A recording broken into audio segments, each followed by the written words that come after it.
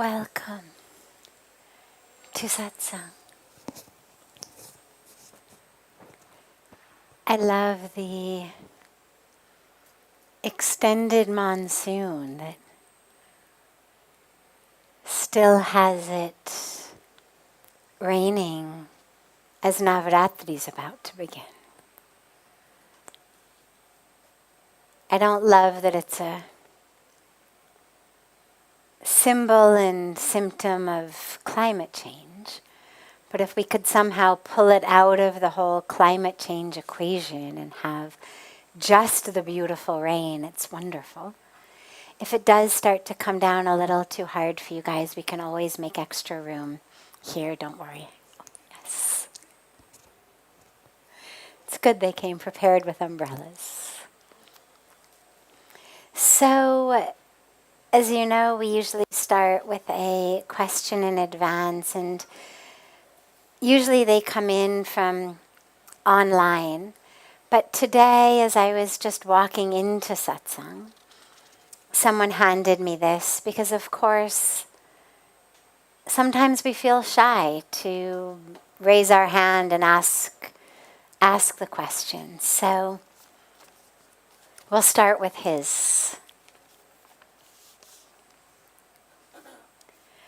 I have some bad habits which must be stopped.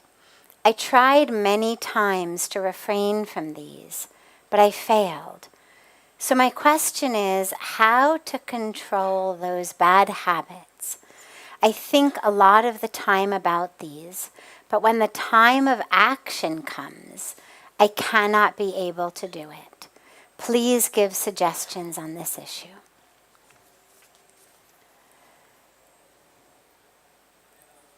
I imagine that if I said to all of you, does anyone here have a habit that you would like to stop? That most of us would raise our hands. Or we could flip it around and say, does anyone have a positive habit that they would really like to implement in their lives, but haven't yet been able to really get it to become a habit? Anything ranging from a beautiful meditation practice to flossing your teeth, right? I mean, how many things are there that we would love to make an absolute, unquestionable part of our day, but things happen. And similarly with the bad habits that we'd like to be free of, this is really common. It's not something to feel ashamed of at all. Here are the keys. The way that our brain functions is actually very mechanical most of the time. The overwhelming majority of what happens in our brain happens automatically. Now, some of that is just which makes our body go. We're breathing, we're digesting, we're able to hold our bodies erect. But then there's a lot of the automatic things that have become automatic in our lives. So people bite their fingernails or crack their knuckles or twirl their hair, or, people have all kinds of habits that they're just unconscious of. It's not that they're always aware, oh, right now I'm biting my fingernail or I'm twirling my hair. It's become unconscious. Similarly, it happens to a lot of us emotionally. Maybe that bad habit is getting angry, yelling, having temper tantrums. Anybody out there, again, who's getting wet and who doesn't want to be getting wet, feel free to come in. We can always, if you're happy getting wet, no problem, but just to let you know that we'll always scoot in. There's no Hindi translation for there's no room. There's always room in India. So, yeah, I've never been in a place where no matter how packed it looks, you can't actually squeeze more people in. So sometimes those bad habits are emotional habits. We get angry. We don't want to, but we do. Before we even know what's happened, we are throwing a temper tantrum, or we're yelling. Maybe we're even hitting. The very first most important thing to do is become conscious. Because all of these habits happen when we are unconscious. I can't stop biting my fingernails or twirling my hair if I'm not aware when I'm doing it. I have to first become aware. And similarly, in terms of the tone of my voice, terms of my action, if I'm aware while I'm doing it, fully aware, whether it's drinking alcohol, taking drugs, yelling, whatever the habit may be, as long as I'm unconsciously doing it, on autopilot, I don't stand a chance. I have to bring in consciousness. And what that means is that in our lives, we have to practice being aware. It's one of the great gifts that meditation gives us, right? When we meditate, it sounds very simple. Be aware of your breath. You'd think, what's the big deal? Why is that so complex? Well, first of all, it's very hard to maintain for more than about 30 seconds at a time without the mind wandering. But as you develop the skill of being able to watch that breath without the mind wandering, of being in that mindful moment, it actually retrains your brain. That which we gain in meditation is not gone when we stand up from meditation. It stays with us. As it changes our brain, we change. So meditation teaches us to be aware, conscious. And that's the first step. The second step is, what a lot of people do is they make very big resolutions. So, say I normally get up at 9 o'clock in the morning. Then I decide from tomorrow I'm going to get up at 4.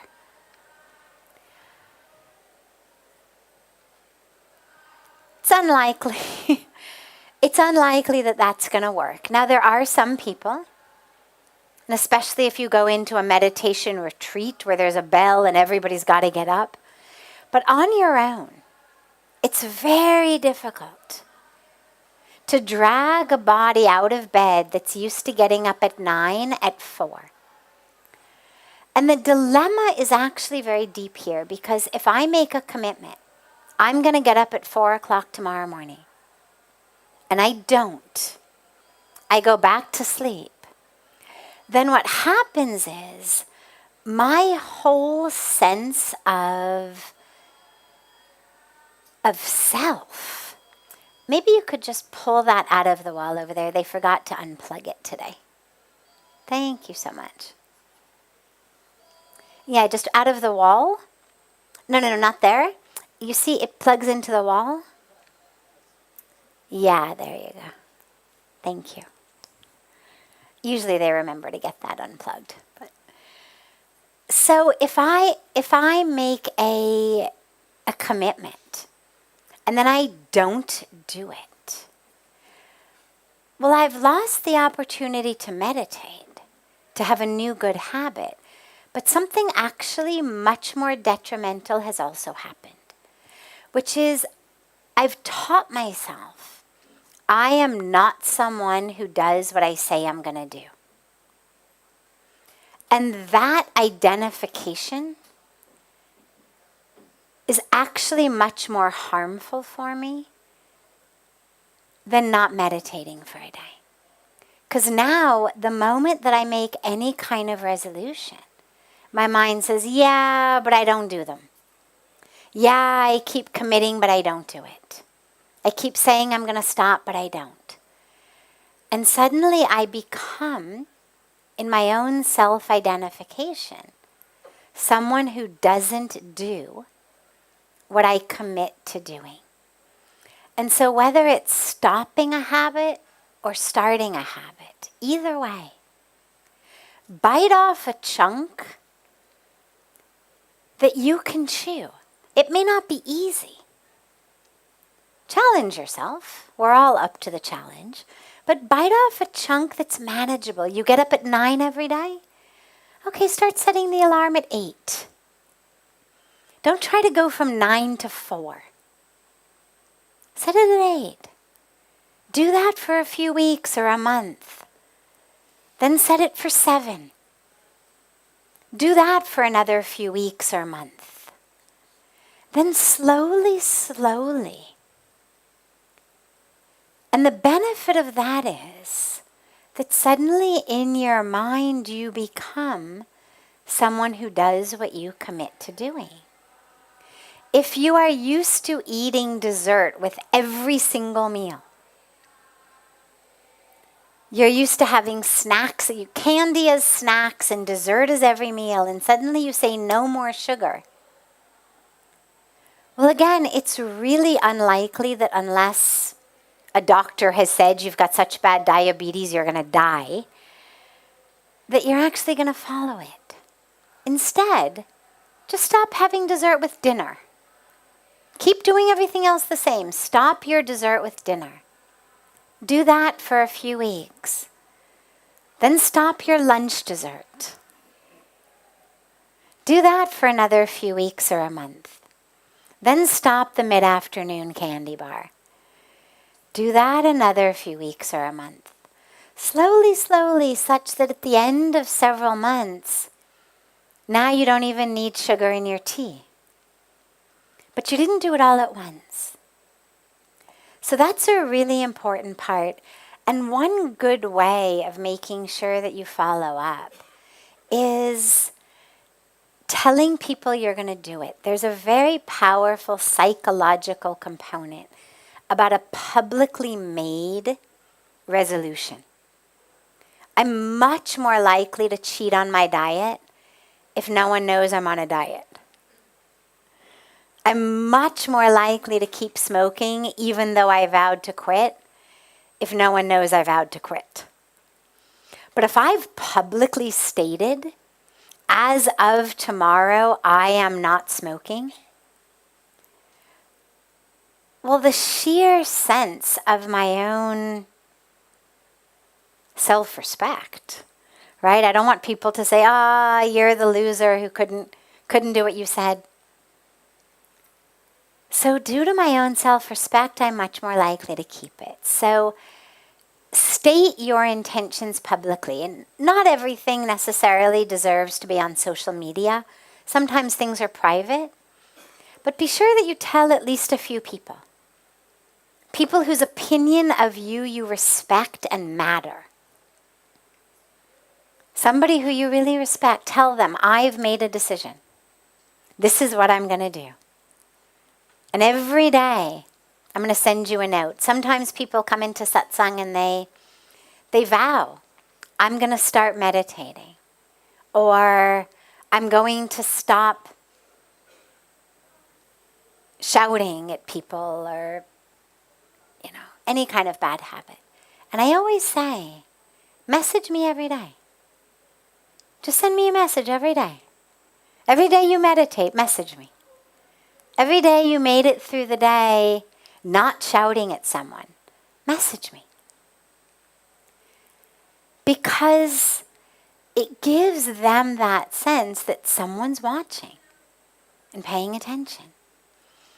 So those are some tips to do it. But what we know about the brain, as I began, is it functions mostly in many ways like an autopilot machine, which means that the first few weeks or months are going to be much more difficult. once it becomes a habit,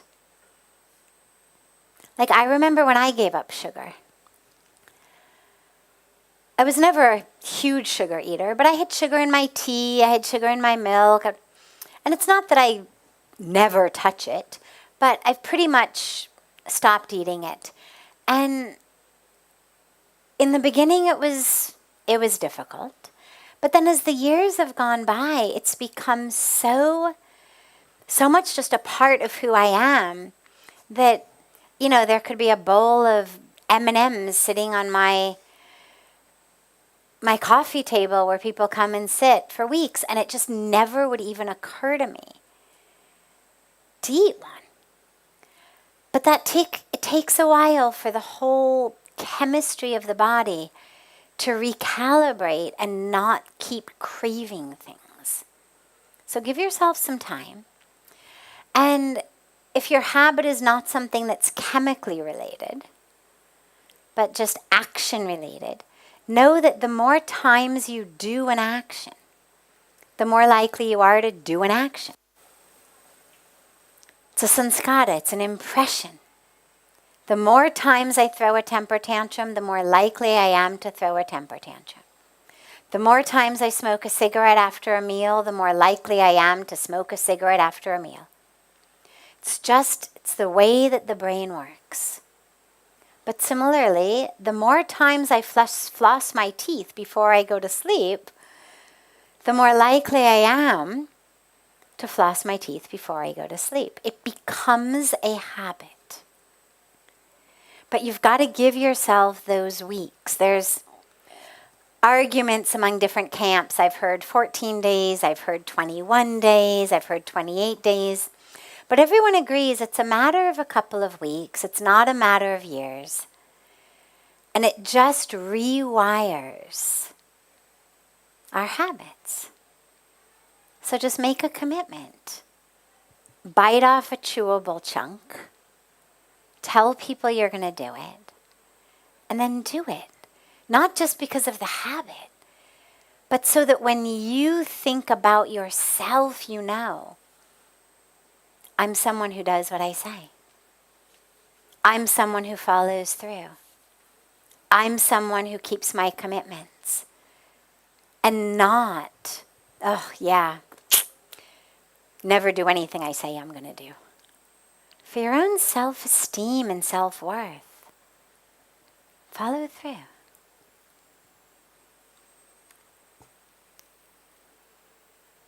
Questions? Yes.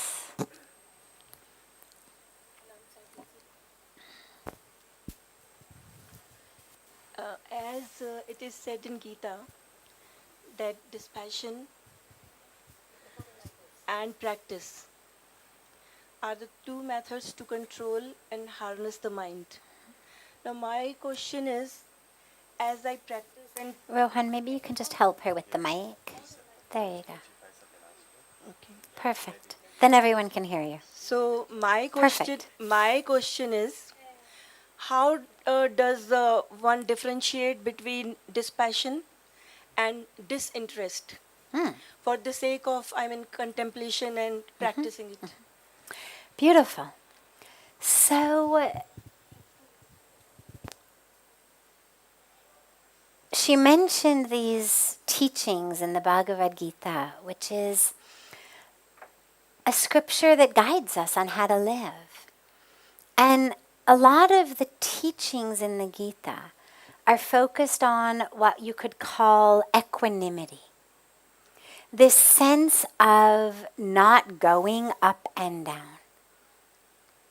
Being balanced, being the same in pain and pleasure, gain and loss, fame and lack of fame, all of the different dichotomies that we face. How to be the same. Doesn't mean that you don't notice. It doesn't mean that we've lost our ability to discriminate. It just means that I don't go up and down. It's not, today there's gain, I'm happy. Tomorrow there's loss, I'm miserable. Today there's success, I'm happy. Tomorrow there's failure, I'm miserable. Today there's pleasure, I'm happy. Tomorrow there's pain, I'm miserable. That instead of going up and down on those waves, that I'm able to have equanimity. And also that I'm able to not be so attached to my preferences. Because what causes most of us to go up and down is a sense of preference. This is what I love. This is what I really love. Oh, I hate that.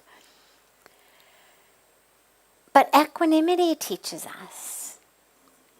Again, we notice differences, but in the same way that you could walk through a flower garden, seeing roses, seeing jasmine, seeing sunflowers, and you may certainly have a preference, but you're able to appreciate all of the different flowers. You're not wishing that one were like the other, or if you walk through a fruit orchard, you're not thinking, God, why are those bananas not juicy? Like, I just wish bananas could be juicy. I love juicy things. I hate bananas. That you understand, oranges are juicy, bananas are not. But that every fruit in and of itself is beautiful. Now, when you speak about disinterest and dispassion, so dispassion, the way that it's meant is, it's not that you don't have vibrancy. A lot of people mistakenly take these teachings of non-attachment, equanimity, dispassion, to mean that we are somehow living a very monotonous life, totally disconnected. I hear people sometimes say, oh, I've become very aloof. And I think that's not a quality that actually anybody should want to attain. You don't want to be aloof. You don't want to be artificially separate and disconnected from everything. And if you doubt this, think about the enlightened masters. Whichever ones you worship, whether they're in their bodies, whether they're no longer in their bodies, but just look at their lives and ask yourself, were they aloof? Were they monotonous? Were they disconnected and grumpy and boring? Of course not. They're the most vibrant beings. They're the most connected beings. They're the one whose eyes shine. I mean, you just spend 2 minutes in Pujya Swamiji's presence. He's right there. He's not disconnected. He's more present than anybody I've ever met because he's not so distracted. He's not aloof. Dispassion doesn't mean I've separated myself, I'm disconnected, I don't care. Yeah, let those people, those poor people die, no problem. Let the river be polluted, no problem. What it means is that I'm not hooked in to the things of the world. When you think of passion, right, we think of it as that which makes us very, very excited. Now, of course, there's a lot of different forms of passion, but every one of them is very anchored in that which is happening in the world, whether I'm passionate about my chocolate ice cream cone and how much I'm loving it, whether people are talking about passion in sensual or sexual experiences, whether they're passionate about the music they're listening to, passionate about the art that they're creating or seeing, passionate in a debate.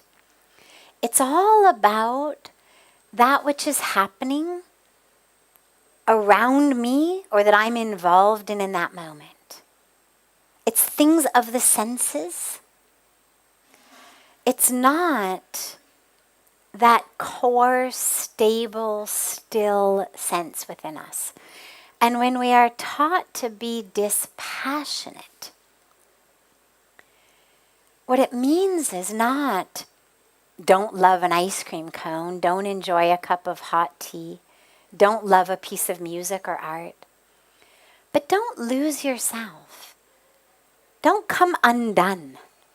Because if you come undone in that which you love passionately, well, then you're going to come undone in that which you don't love passionately. Then when all the things that you don't want to happen, that you're angry about, that you're frustrated about, well, then you're going to lose yourself in all of those as well. And so dispassion has to do really with, instead of being on the waves of an ocean going up and down, you've dived deeply into the depth of the ocean. So it's not get out of the ocean. It's not disconnect from the world, but it's dive so deeply that you're not being tossed around by the waves. And disinterest,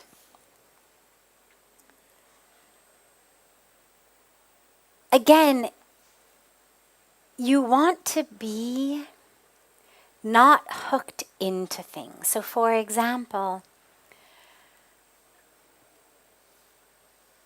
there's an election, or there's a sports game, or there's a sale of my favorite item, but there's only one item left and I rush to the store. It's going to be there or it's not, I don't know. In all of these things, we've got very clear interests, preferences, like who we want to win the election should win, who we want to win the sporting game should win. That item should definitely be there when I get there to buy it on sale. When we talk about disinterest, it means I'm not hooked into these things. Again, doesn't mean that I don't have a preference, doesn't mean I don't enjoy a sporting match. It just means I'm not going up and down. I'm not losing myself, my peace, my grounding. As the world keeps changing. But it doesn't mean that I'm disconnected. And that's the real subtlety of the teaching, is to be connected without being so enmeshed in outcomes that you lose that sense of self, that you lose your anchoring and grounding. Does that make sense?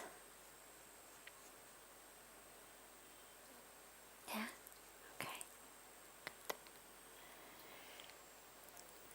Other questions? Yes, in the back. He's going to bring you a mic. Good evening. It's all about this the word spirituality. I am a banker by profession. In 2020, I was posted in a very far-flung area from my home. It was 200 kilometers away from my family. I was feeling alone, and as you said, I followed a passion, the passion of meditation. When I started it, it was an amateur beginning. All the worldly thoughts which were not related, all the sins which I committed right from my age 5 to 30, they just flashed every time. Like for 45 minutes, odd minutes, it was just running like any Hollywood movie in front of my eyes. But after 1, 2, I think it's after 45 to 50 days, what I experienced that for only 15 seconds, maybe 50 seconds more, I just found myself in zero position. Like my whole body was not in position, like it was out of my control. I would literally feel myself in the space. That was the first experience. The second experience, which after which I never did meditation, to be very honest. It was 4 in the morning. I literally wake up at 4 in the morning when I started meditation. One fine day I was sleeping, not sleeping, but I was in a state of meditation. Suddenly what happens to my body, like, this is light, uh, if you multiply this light by 1 million or billion times, that light just uh, rose from back of my like body, and it just flashed here. And please trust me, it's the word which I'm telling you.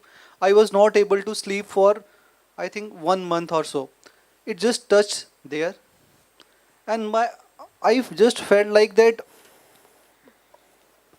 the crores and crores of, bulbs are, they are inside me. And after that, my body pained for more than 15 days. Every joint of my body pained for 15 days. I was sleeping. My daughter was sleeping in right with me. My missus was there. I saw myself standing. I saw myself. Please trust me. I saw myself standing in left of me, and that person was saying, "Daro mat, kuch nahi hoga." And that whole thing is a fraction of 15 or 20 seconds. After that, I never consulted anyone because I don't have any, gurus or something, because I was amateur. I was working outside the state. It was in far-flung areas, mountainous regions. So I never discussed with anybody, never ever. But this is true. What happened to me after that, I never did that because I didn't know what to do, what is life ahead of that. Because every time I wake up at 4 in the morning, my wife didn't like that. So it was so, I was in a state of confusion that I was not able to, tell her that through what stage I am going. Sure, I understand. I was thinking that she might think that, he's so young and he's talking about like this thing. So I was bit worried about my married life at that time. But no, she understands me, and she gives me the permission to, you know, uh, Wonderful. do what you want to do. So Wonderful. please guide me. So first of all, you got the message. Daro mat. Kuch nahi hoga. Don't be afraid. Now, a lot of times when we start meditating, we have powerful experiences. Maybe not the very first day, but lots of people, because meditation is powerful. It connects us with the truth of who we are. And the truth of who we are is divine. And so connecting with that is deeply powerful. A lot of people have different powerful experiences in different ways, and being afraid of that is actually really common. I used to get afraid that I was going to stop breathing and die. Because for me, when you learn to meditate, you focus on the breath, and I did that. But then very soon I found that my breath seemed like it just stopped. And I remember going to Pujya Swamiji and saying, I can't meditate anymore because I'm going to die. And the benefit of having a guru is he said, essentially, Daro mat, kuch nahi hoga. Don't worry. Nobody's ever died meditating because they stopped breathing. You had a very, very powerful experience. A very powerful experience of energy rising in the body, of connecting with that divine energy. What you need now is a practice that teaches you how to work with that energy. A practice that teaches you how to harness that energy. Because what you had was 1 month of So much energy that you didn't sleep.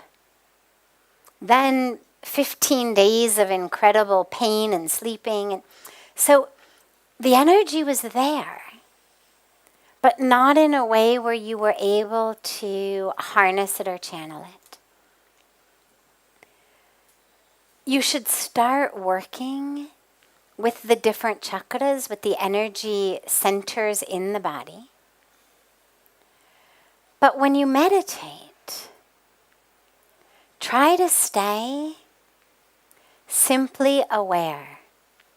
And that's always the very interesting thing, because when these things happen, whether it's that you feel like you're stopping breathing, whether it's light, whether it's energy, whether it's movement, whether it's some vision, whether it's some beautiful experience, what happens is we get lost in that.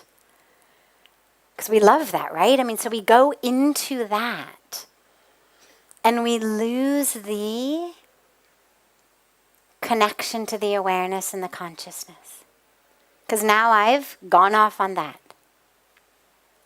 So in the same way, whatever it is that arises in your meditation, whether it's a random thought, whether it's a craving for a bagel and cream cheese, or whether it's some divine experience, in all cases, don't let the mind now get fully pulled into just going off on that, but continue to stay anchored and grounded. And that would be really especially important for you. I mean, once you've worked with the energy for a long time, then you can go into whatever beautiful divine experiences arise. But in the beginning, when we don't have the ability to control those, let them happen. It'll happen. But you just stay anchored in the breath. It's a really powerful grounder. If you feel like the energy is too much, just re-anchor in your breath. As low in your abdomen as you can. It just immediately anchors and grounds you.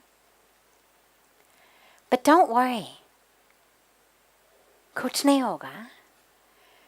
It's divine experiences, and now that your wife has so lovingly said that you can get up at 4 a.m.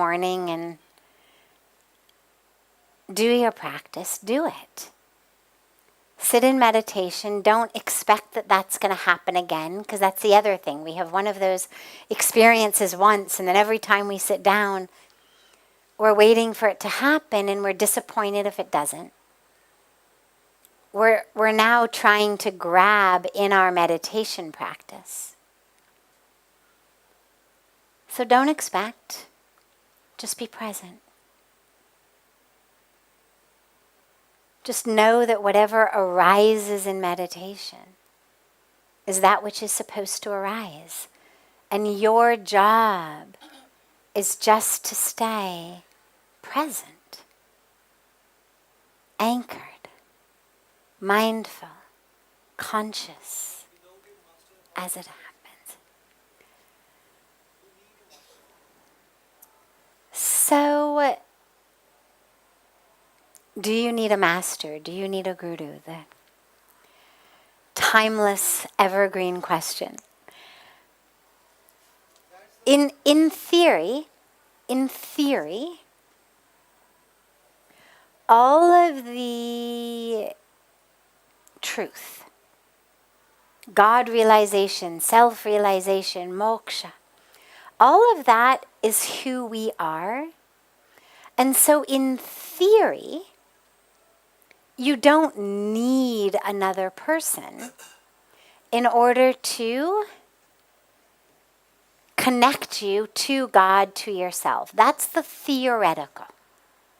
And that's true for a very, very small number of people who have been awakened spontaneously.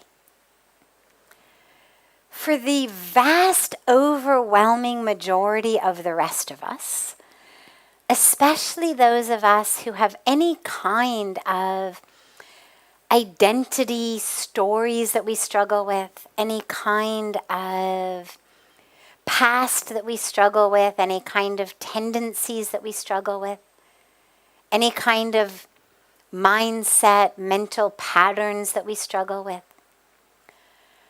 or of course any kind of spiritual practice that we are struggling with. You need a guru. So you're right. You need a guru. But that just puts you into the same camp of all of the rest of us. It's not you need a guru just because you had this experience. For whatever people's experience has been, if you are looking to walk a path of light, of truth, well, you need someone who can help you access the light. Now, yes, the light is in you. It is you. It's the core of who you are. But the darkness of ignorance, of our habits, of our illusions, of our stories, of our past experiences, blocks us from seeing that light. And so the guru comes in and removes that darkness. So, yes, I'm in full agreement that you need a guru. Could you do it without one? Again, in theory, sure. In practice, probably not. But luckily your beautiful search has brought you all the way here. You're in the right place. Wonderful. Have a beautiful rest of your evenings, a beautiful morning and day to our family joining us from all over the world. And I look so forward to seeing you all tomorrow. And if you have a question that you feel shy to ask in public, feel free to write it down and bring it in advance. Give it to me as I come in. Just put it, whatever. It's a lot of ways. Get it to any member of our beautiful Seva team. Send it in by email. Send it by social media. And of course, if you don't feel shy, then just raise your hand and we'll take the rest of the questions tomorrow.